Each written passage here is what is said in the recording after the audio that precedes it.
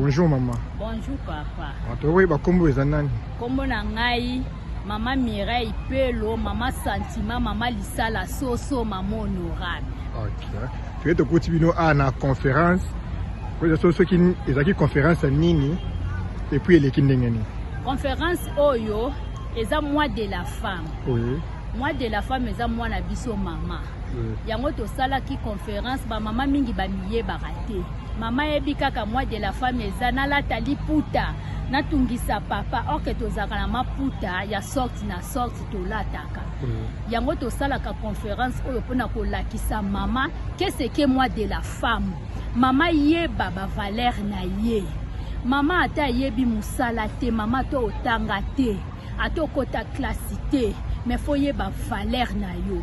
Tango zape na kati ya ndaku mama, tango zo sala musala, olambela papa, osela bana, ozo éduquer bana, nyonso twana eza ba privilège na yo, ba identité na yo, ba qualité na yo. Yango wana omoni tosala ka conférence oyo pona kolakisa mama, pona kotalisa mama. Maman faut qu'on améliore. Maman faut qu'on tambusa makanisi.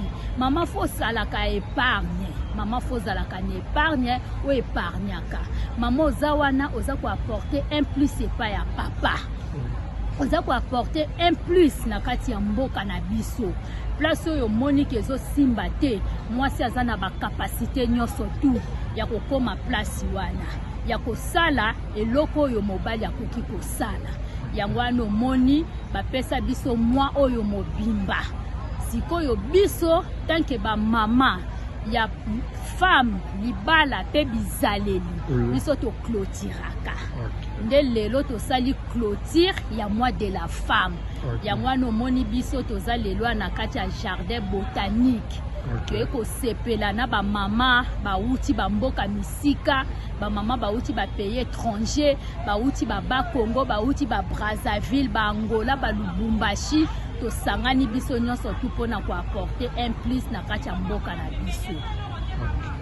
Ça va, merci maman. Merci bébé.